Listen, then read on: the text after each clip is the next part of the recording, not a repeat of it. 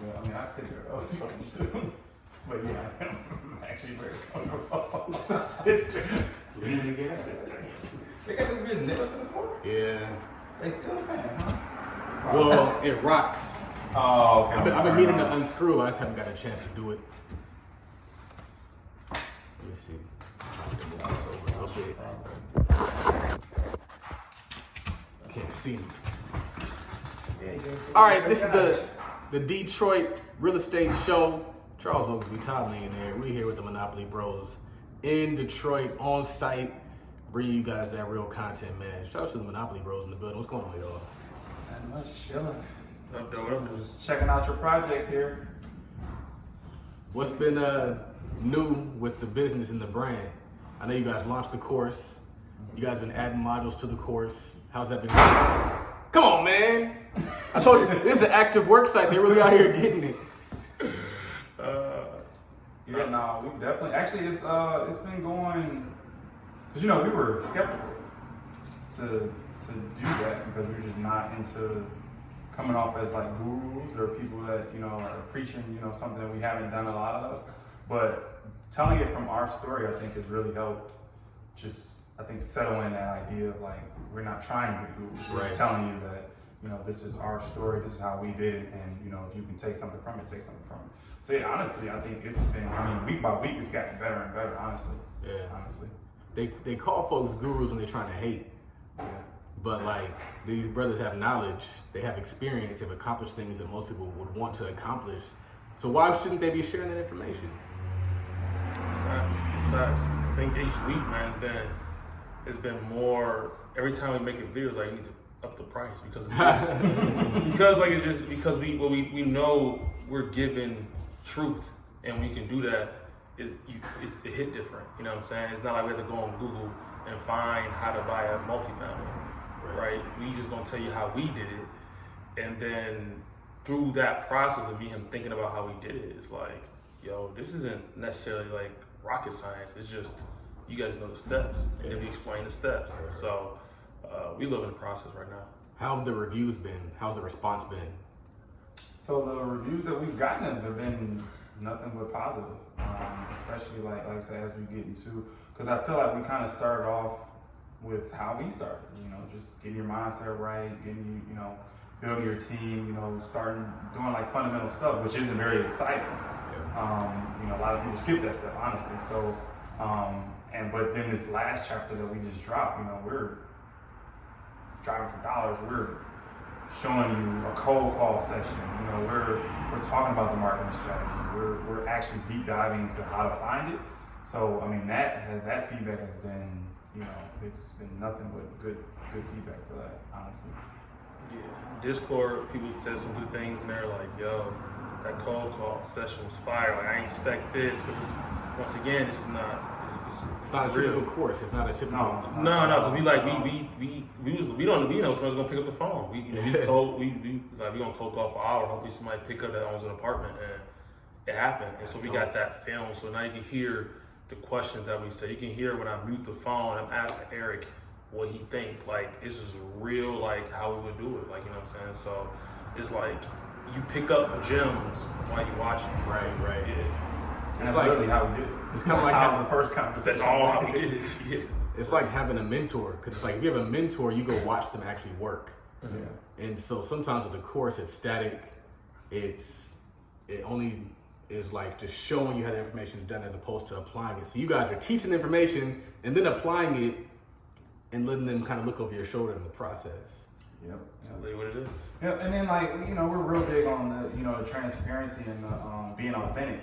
And honestly, it's keeping us on our toes to like, look, we don't want to be a one-trick pony or like, this is our claim, quote unquote claim to fame. We did this like one time. Like, no, the goal is 1,000 units, 1,000 doors.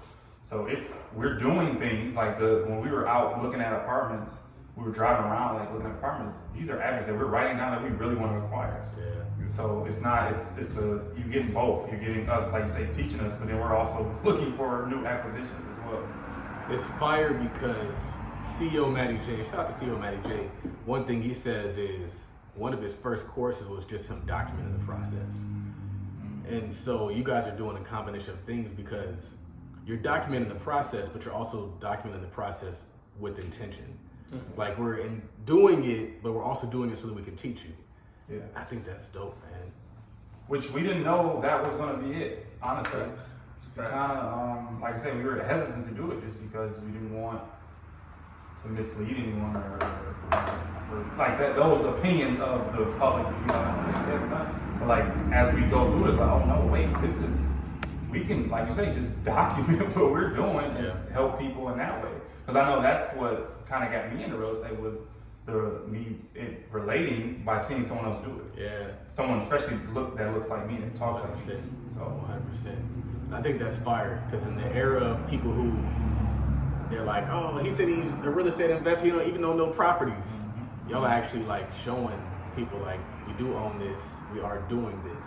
They can't hate on it. You can't say they don't do it if they're actually doing it while they're teaching it. yeah, literally though. Literally. It's just impossible. That's funny. And then it's not even like we don't just want to showcase the good. Right. We want to showcase like shit doesn't work all the time. Right.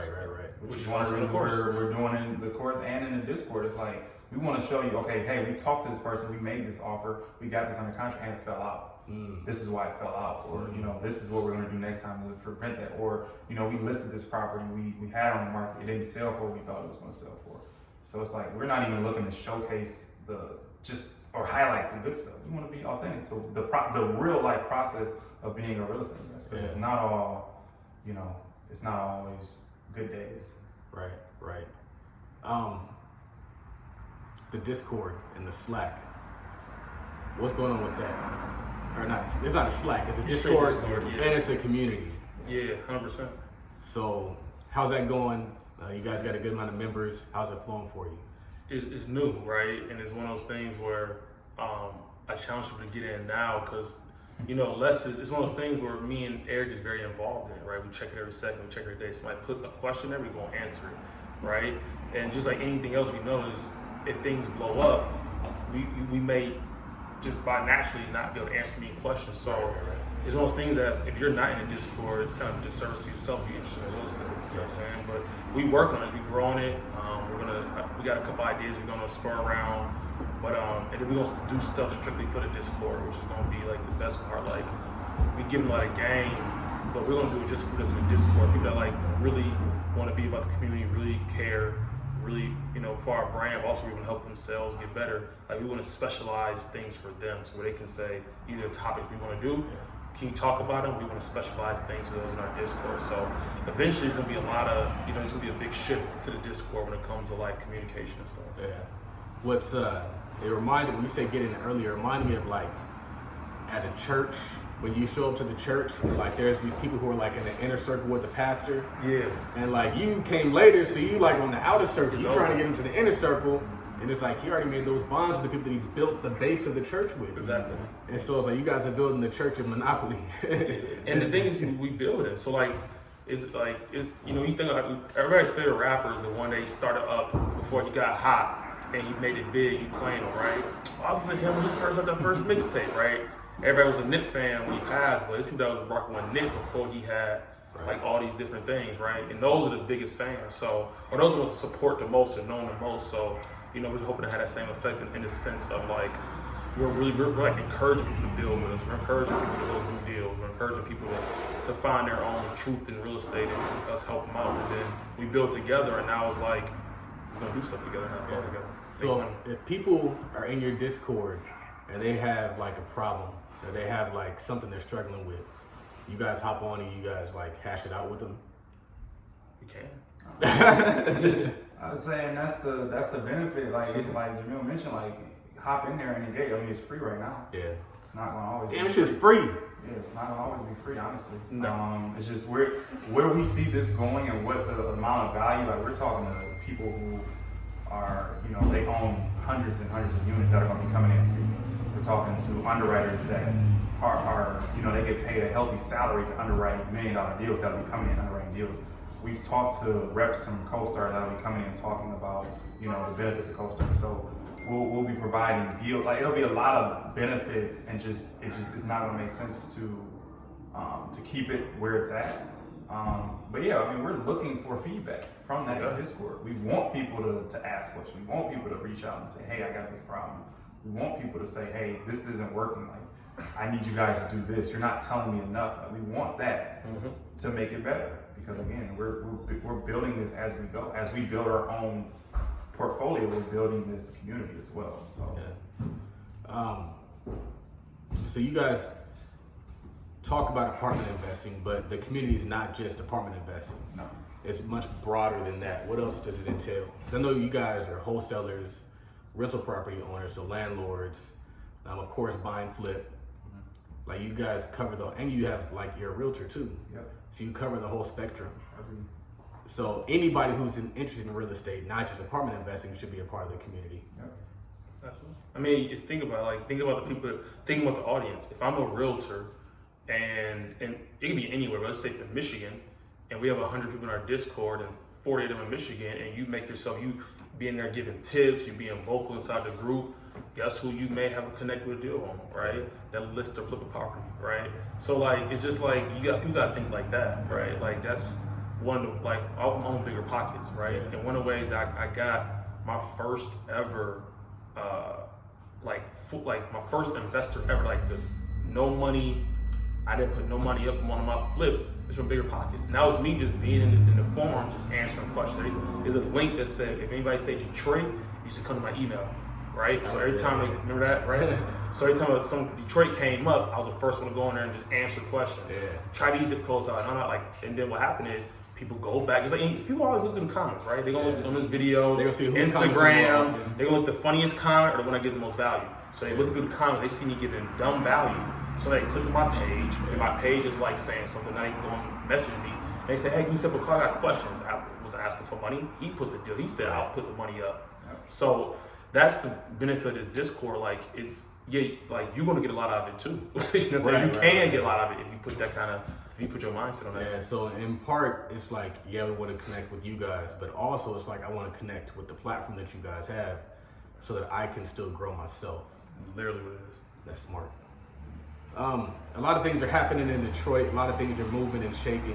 What's your guys' perspective on that? Because what's interesting is where this house is, there's a lot of development. Interesting, I'm not sure you guys noticed this, but like they have all the cones off. Apparently they're expanding that train throughout here. So like that's the reason why the center area is blocked off, because the train's gonna run straight through here. That's crazy, man.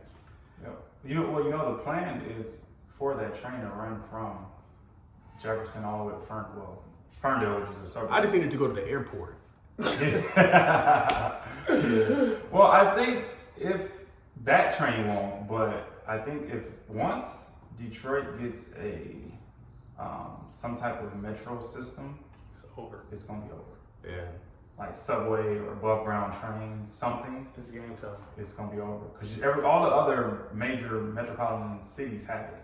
Chicago has it. Yeah. LA is, Of you know, course. they're incorporating or have something New similar. York has it. New York has it. Chicago, Boston. I never knew that was a thing to have until you don't have it. Yeah. Because public transportation isn't really that prevalent here. I do see a lot of people riding the bus. Or that was in Miami, they were riding the bus.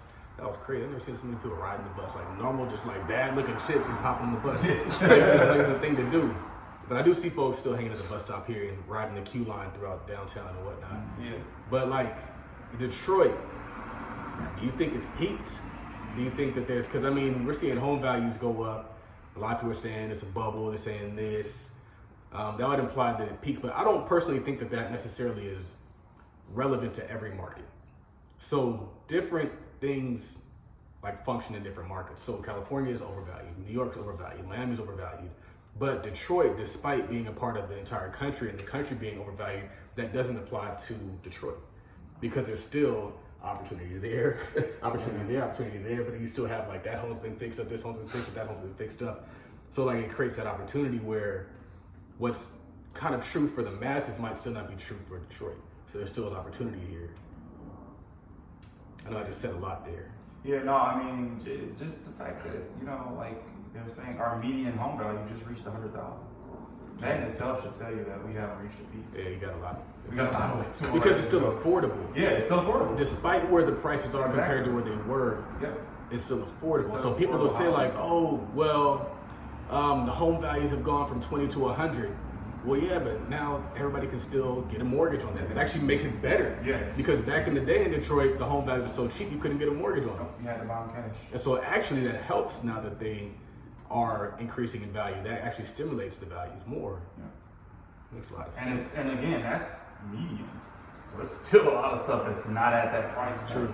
True. So, like, we still have a long ways to go. I mean, we're still consistently buying and finding off-market deals sub 50,000. We just locked the property up today for 41,000. I was gonna ask you guys why you're optimistic about Detroit, but I don't think Jamil is optimistic about Detroit. No, I'm actually overly. No, I'm very optimistic about Detroit. No. I was just listening. The thing is, the thing about Detroit is that I think it's not no bias being here, but I think I'm very optimistic because the easiest way to check, and this is even for multifamily, this is like some game that I want to talk about one day when it's like looking at multifamily, but look at business, is look at the growth of population. And that's one of the best old school tricks, not tricks, but ways of learning. Right. And Detroit was on an extreme downcline, right? Absolutely. And it starts slowing up, right? So instead of being like a 20% loss rate, it starts slowing up. Now it's starting to kind of break even, right? And when it's starting to break even, eventually going to hit that turn up. Absolutely. It's like an inflection point is what they call Exactly. And when it hits that turn up, economically speaking, that's going to take off. Because everything's supply and demand, no matter what. Everything, I mean, So economics the major, important thing is it's not on a decline. no, it's not right. We're in this like Yeah. we're in this like mode where it's like we're breaking even on people. Like we're not losing people, we're not really gaining Yeah. people. So what happens is, it's unreal. That's what the opportunity's at though. That's what I think the opportunity's here. That's right? the crazy part about that in stock market terms we call it consolidation. Yep. And so a lot of times what I tell people is I don't look at stocks that are falling, I look at stocks that are trading flat. So after it's fallen, it starts to trade flat, that's the opportunity zone. And that's literally what it is here. Opportunity zone. So yeah, no, I'm very optimistic about Detroit. Like I like honestly, I think 10 years Detroit's gonna be unreal. And me and Eric got to get these 1,000 years before then, because at that point it'll be too late, right? Yep, I agree 100%. In 10 years, we'll probably be at price points very similar to other major markets. 100%. I think, yeah. Especially, and then another thing, we're one of the only cities where the median home value within the city is lower than the suburbs. Right, that's the craziest thing. Everywhere else you go, when you're in the city, opposite. you're going to pay more. Exactly. So it's California's just a like matter of that. time, like say 10 years, I think that'll change. It's gonna be. But apparently, I was told that at one point in time, folks couldn't afford to live in Detroit. Like it was just expensive to live in Detroit, so they had to go to the suburbs, and then it kind of reversed a little bit. Yeah, at that time, for sure. It's like I said, it's just a matter, right? Now I will say if we get like it's the system or the metropolitan, like the public transportation system, and don't let schools get the schools come around. that's probably the real number one, honestly. Yeah. If we get, because the schools come around, it's gonna be over, which is like a political thing, right? Because jobs are getting there a little bit for the most part. It's a little bit different, right? We have a lot of places to get jobs for a lot of businesses opening. Yeah. It's just like I said, school. We're diversified now. Yep, all that. So it's just a matter of time, man. It seems like they're cracking down on crime a lot too. It doesn't seem like they are cracking down on crime. No, that's another thing. That's another thing too. So an easy one is crime, right? We used to be clear number one winners of the murder rate, number one, right? Now in our own state, we fell to like number 3 in the city. Like I think Flint last time I looked, like Flint and like someone ran on him. Like I'm not even familiar with like beat us out as far as that. Now we're not doing great by no means. But what happens is though, it was to the point where like it's just like I said, crime is just better, not great, but better than it was. Which is cool because it's changing the reputation of the city. Like a lot of people are always on edge out here just because the reputation that there's all this crime and all this theft and robberies and things like that.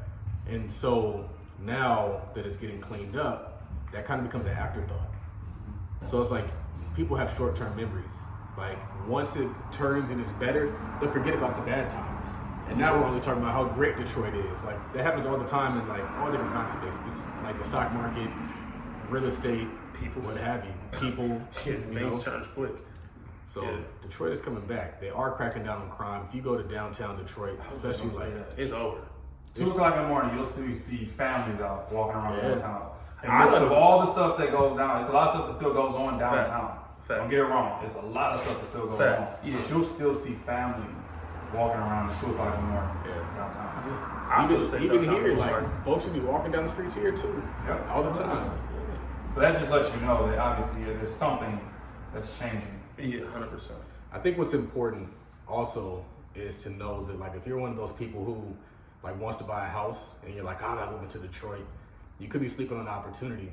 A lot of times what happens like with Caucasian people is they'll know when the area is improving, and so they'll move to that area, buy it undervalued, watch it appreciate, and then what they'll do is sell that property and then go find the next area. So the people that are here, they probably paid like $240 for that house. I think they probably paid like $180.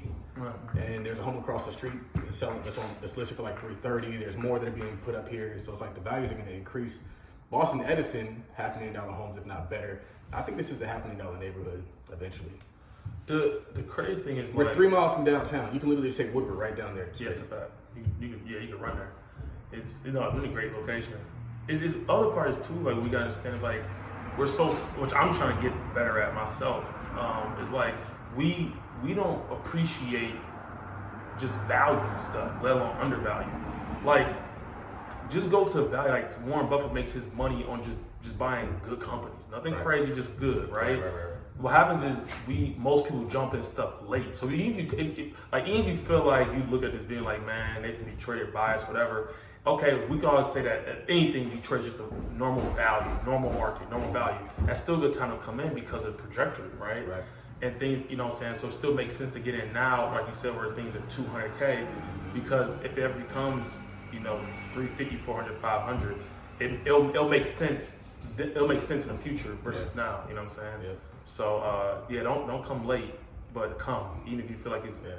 already passed. I would say circling back to crime in the city, because my uncle's a cop and he was telling me like one of the things that they do when they want to turn the city around is they get real tough on crime, and they get a heavy police presence. If you go through downtown, it's a heavy police presence. You see them. Yep. They want you to see them. That's the point. Yep. But what's interesting is we had a break-in here once, and the cops was there quick, calling me, getting a police report, like they were on it because they want these folks to feel safe. Thanks. They don't want them to feel neglected, like, oh, I called the cops, somebody showed up. Like, no, like, we're here for you because we want you to continue to move here, continue to make this community great so that then more of y'all can come here. And so I think that's interesting. Give me 1 second. Yeah, I got everything out of the basement except for that sink. That sink Oh, is yeah. something different. That's what heavy. I'm gonna have to get somebody to help me with that. I gotta get some what's the names for the rocks down there. Some contractor bags. Oh, I got contractor bags.